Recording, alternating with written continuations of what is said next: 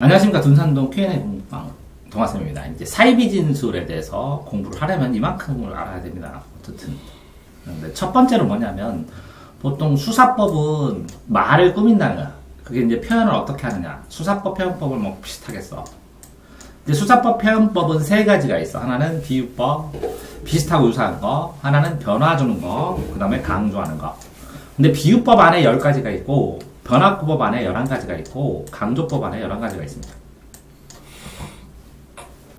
자, 그런데 비유법은 비슷하고 유사한 건데, 이거 A는 B 구조로 이렇게 빗대어, 견주어, 이렇게 돼 있는데, 이게 의자나 유자가 들어갔어요. 그래서 암기하기가 쉬워요. 구분하기가. 근데 변화법하고 강조법을 어떻게 두 개를 어떻게 왜 하필이면 이거를 여기다 넣었어? 라고 물어보는데 답변하는 사람이 없어요. 아무도. 책에 찾아도 안 나오고. 그래서 변화와 강조 둘 중에 하나를 외워줘야 돼요. 그래서 문장을 5개를 준 다음에 다음 주 표현이 다른 방식은 이렇게 표현 방법이 다른 것은 그럼 강조법 4개 하고 다 맞게 고른 다음에 비유법 하나를 골라야 되는데 이게 비유법에 있나 강조법에 있나 까지 구분하는 최고난도 표현법 문제가 나옵니다. 등록고 입학시험에 옛날에 나왔어요. 가끔. 그래서 비유법하고 강조법을 외우는 방법은 강조법은 이렇게요. 미국과 영국, 미국과 점점 억지로 인연을 맺으면 비열하니까 반대한다. 이렇게 하면 줄거리가 다 됩니다.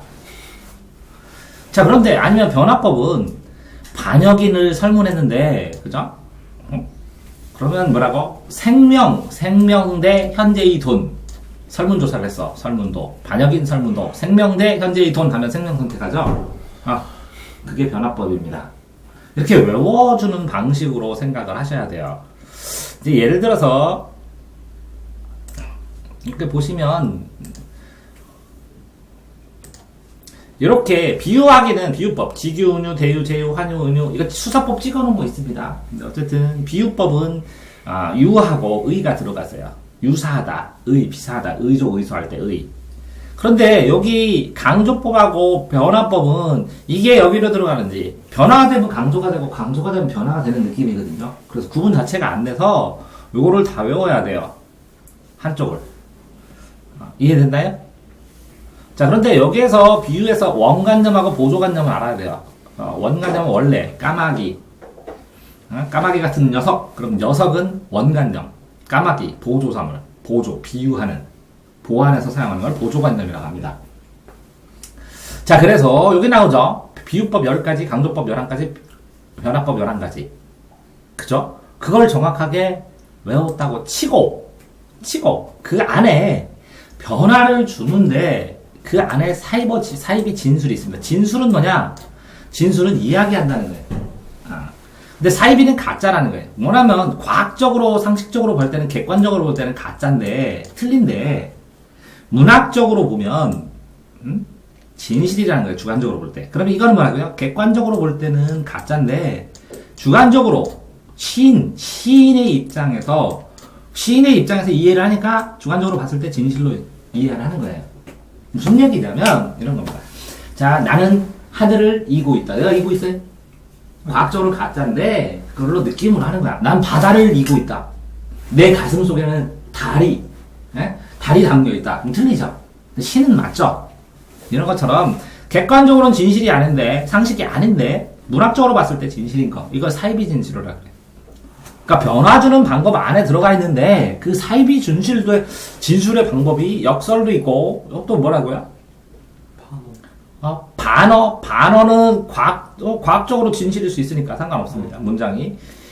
여기에 다른 표현법이 들어가 있더라도 이렇게 사이비 진술, 이렇게 과학적 상식으로는 맞지 않은데 문학에서 쓰여. 과학적 상식으로는 말이 안 돼. 그냥 상식적으로 보면 말이 안 돼. 근데 문학에서 쓰여. 라고 했을 때 사이비 진술인데 그 안에 역설이 들어있습니다. 자, 역설은 반어는 상황에서 숙제 안 한 상황에서 잘했다. 그러면 그게 뭐라고요? 반어죠. 확실히 알죠. 이렇게 반어법으로 되니까 상황에 봤는데 문장이 정상이에요. 그럼 과학적으로 잘못된 거 뭐 그런 거 아니에요. 근데 역설은 다른 말로 모순형용이라고.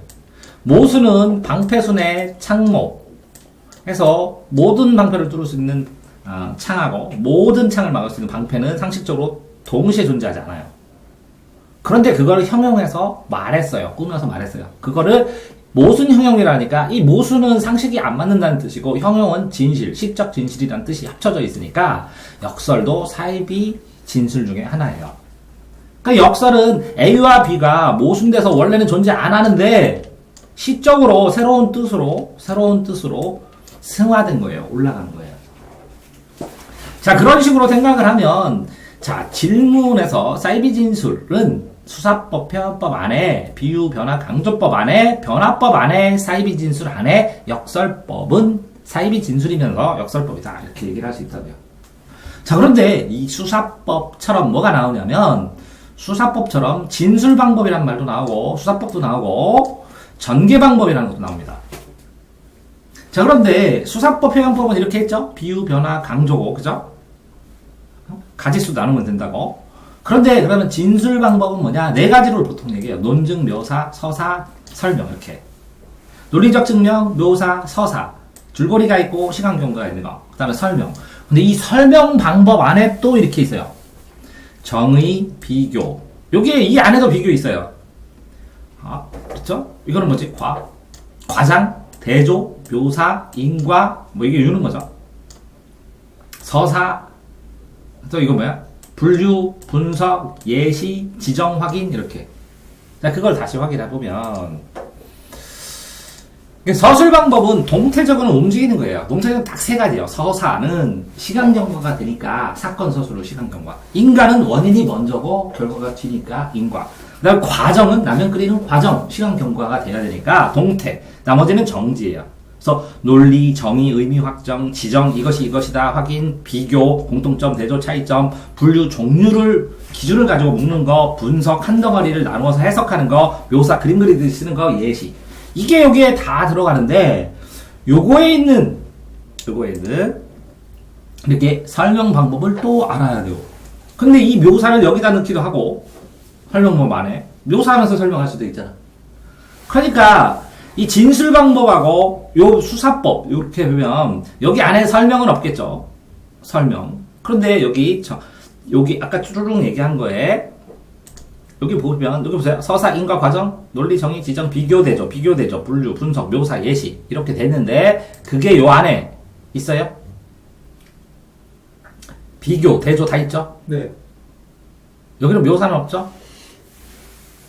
네. 그죠? 비교, 대조 있고 또 있죠? 과장도 있죠? 네. 그 다음에 설명이란 말은 없죠? 네. 자, 그러니까 이게 명확하게 구분하면 막 섞여요. 요 비유법하고 설명 방법하고 진술 방법하고 마구마구 섞여요. 그런데 시험 문제에서 뭐냐면 다음에 설명 방식 아니면 표현 방식 그렇게 하면 이걸 뭉뚱그려서 이걸 전부 다 찾으라는 문제도 있어요. 수사법도 고려해야 되고 전개 방법도 고려해야 되고 진술 방법도 고려해야 되고 설명 방법도 고려해야 되고. 근데 얼개는 이렇게 되어 있습니다. 얼개. 이걸 한 번에 얼개를 다 알지 못하면 도대체 이게 어디서 있는 거야 하고 헷갈릴 수 있어서 정확하게 설명해 줍니다. 첫 번째는 뭐라고요? 수사법, 표현법이 있는데 그 안에 뭐라고요? 비유, 변화, 강조가 있고 그죠? 10개, 11개, 11개인데 이거는 유고 이거는 뭐라고요? 변화 안에 사이비 진술이 있고 그 안에 역설이 있다. 자, 강조법은 뭐라고요? 미국, 영국과의 점점 미국, 영국과의 악연을 억지로 이겨는 억연. 이건 뭐라고요? 억양법, 연쇄법. 억연을 억지로 인연을 맺으면 비열해서 반대한다. 그렇게 하든지 아니면 반역인들한테 설문해서서 설문조사도 생명대 현재의 돈 하면 생명 선택한다. 이렇게 기억하시면 여기 한 글자씩 반어법, 역사법, 인용법, 서리법, 문답법, 도치법, 생략법, 명령법, 대조법, 현재법, 돈호법 이렇게 해갖고 각각의 수사법에서 따로 공부를 하시면 됩니다. 하지만 어쨌든 이렇게 수사법, 표현법하고 진술 방법 4가지하고 그 안에 있는 설명 방법이 또 있다. 그 다음에 전개 방법이 있다. 크게는 뭐라고요? 수사 표현법, 진술 방법, 전개 방법 이렇게 3가지로 구분을 하는데 이 표현법 안에는 3가지, 진술 방법은 4가지, 그 또 설명 방법은 또 11가지 정도 또 전개 방법은 3단 구조, 4단 구조, 5단 구조, 역순행 구조, 옴니버스 구조. 버스 타고 가니까 주인공은 다 다른데 창문마다 가는 방향 주제가 같은 게 옴니버스고, 피카츄 구조. 피카츄 구조는 맨날 지유하고 피카츄 주인공은 같은데 맨날 주제가 달라지는 게 피카츄 구조고. 그런 식으로 이렇게 전개 방법도 또 알아야 되는 거죠. 역순행 구조부터 회상 구조부터 여러 가지가 다 있을 수 있습니다. 액자식 구조부터. 자, 그러니까 여기서 질문 자체는 이제 사이비 진술 하나만 어떤 학생이 지식인에 물어봤는데, 이걸 알려면 이 세 개를 알아야 되고, 그러려면 이걸 알아야 되고, 그러려면 하나, 1번, 2번, 3번을 알아야 되고, 그죠? 그러려면 요 안에 있는 4개를 알고, 또 요거 설명에 대한 또 요것들을 알고, 이 전개는 이제 쓸 데가 없어서 못 썼는데, 어쨌든 이렇게 다양하게 정확하게 알아야 된다는 겁니다. 이해됐죠? 네. 그래서 지금 한 개 보자. 사이비 진술. 사이비 진술이 뭔지 질문이었는데, 공부는 표현법, 진술 방법, 전개 방법. 이해됩니다? 네. 수고하셨습니다.